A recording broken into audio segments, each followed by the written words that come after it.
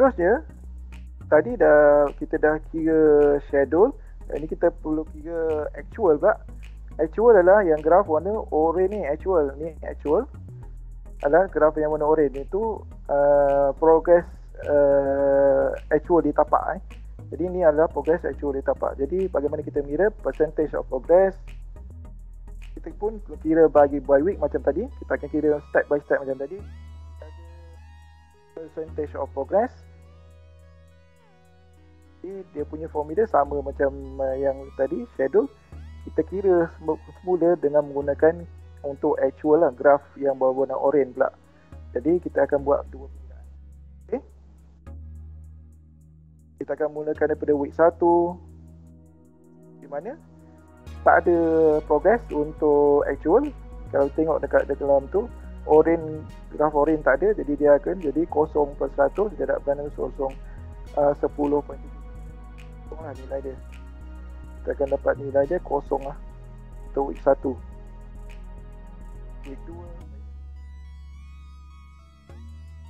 sebab dia pengiraan dia sama macam tadi, macam schedule, actual ni pengiraan dia just tengok dia punya progress. Okay, kita ada 60/100 darab dengan 10.7. Kita dapat 6.438. Okay, 6.438 untuk week 3. Week 3 kita ada dua aktiviti. Satu sini dan satu lagi sini.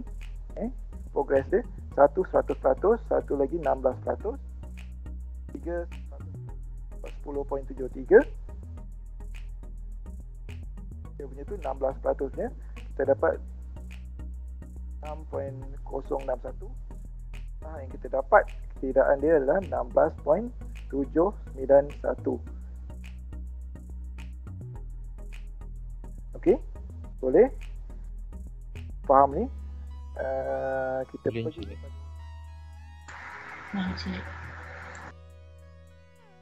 pengiraan tu pun sama. Jangan lupa yang atas ni.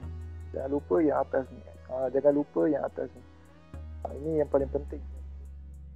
Week 4 kita ada 10.73 kena masukkan juga. Sebab apa? Dia kumulatif Jadi kita kena masukkan nilai 100% ni. 10.73 kita kena masukkan nilai 100% ni.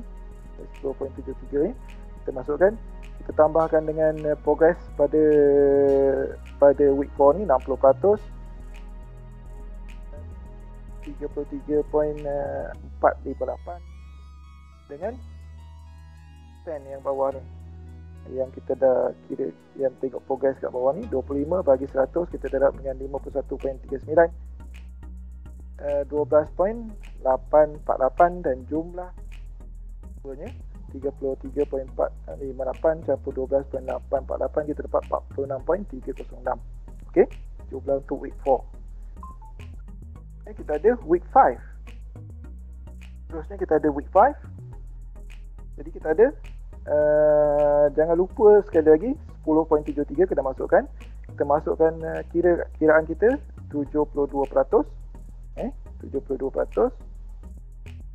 Kena kurungkan dulu. Ni kiraan darab, kena darab dulu baru tambah kat sini. Tu kena tahulah bagaimana nak kira.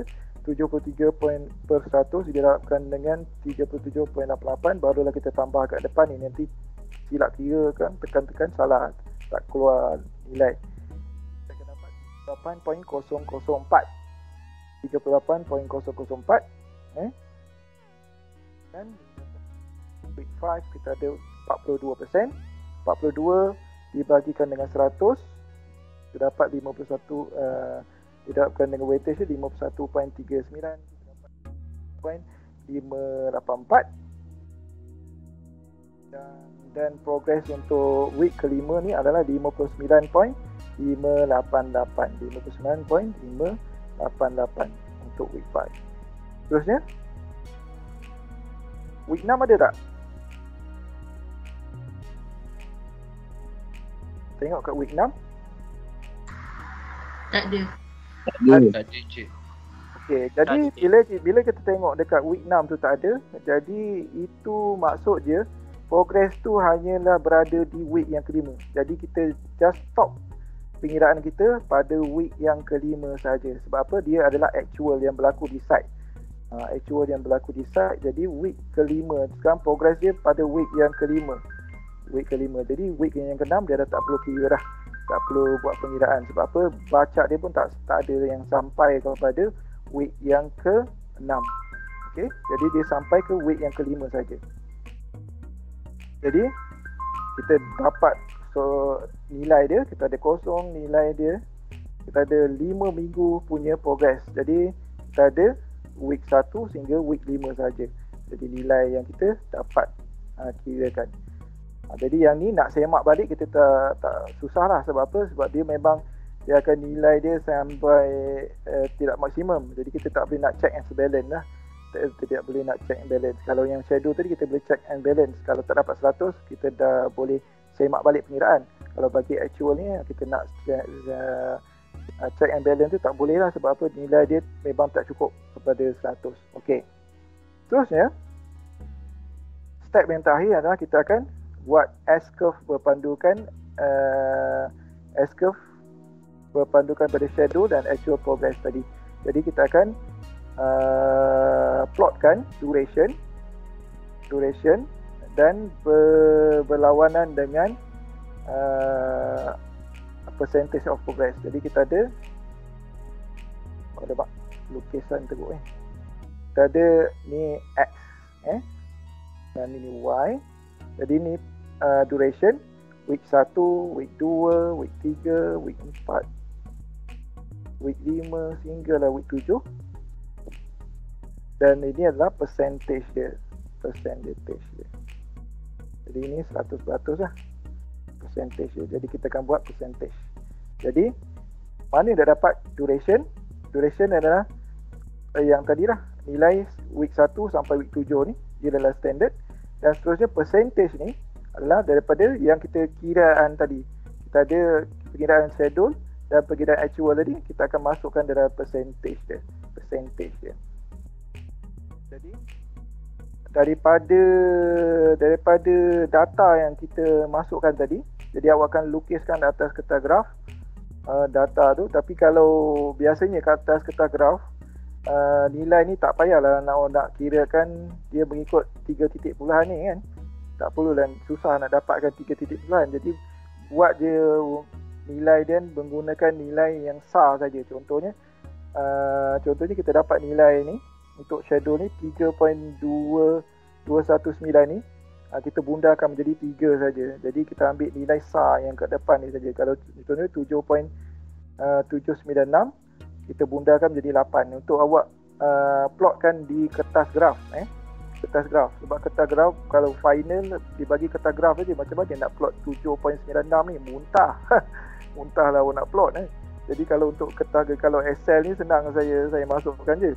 Jadi dalam ni kita ada duration dia. Dia ada duration. Kita ada duration 1 sampai 7 ni, dia ada duration berlawanan dengan peratus dia. Peratus. Bagi data ni untuk final just menggunakan nilai SAR saja. Contohnya 3.219 dibundarkan 3.219 kita bundarkan jadi 3. Jadi nilai terdekat dia lah 3 ni 7.796, nilai terdekat dia lah 8. 14.518 ni nilai terdekat dia 15. Jadi 39.948 ni jadi 40 lah. Jadi dibundarkan menjadi SAR kat depan ni, jadi senang awak nak plotkan kat sini. Jadi kalau yang menggunakan Excel ni, jadi nilai yang ni kita ada schedule dan actual, kita kena plotkan nilai dia.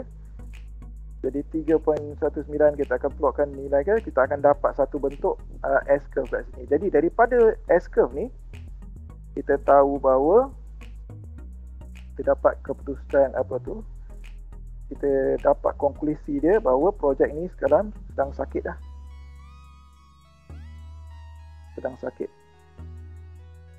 Sebab apa?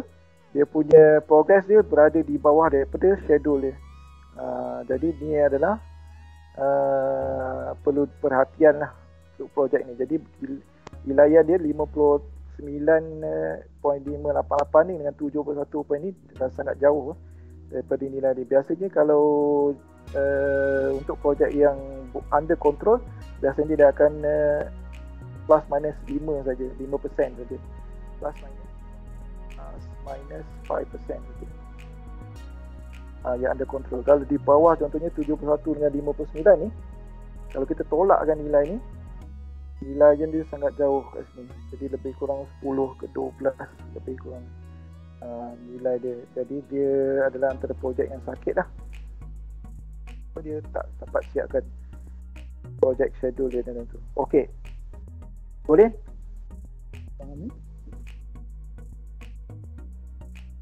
Kita ada schedule, kita masukkan data dia dan kita akan plotkan dia punya graph dia. Okey. Boleh?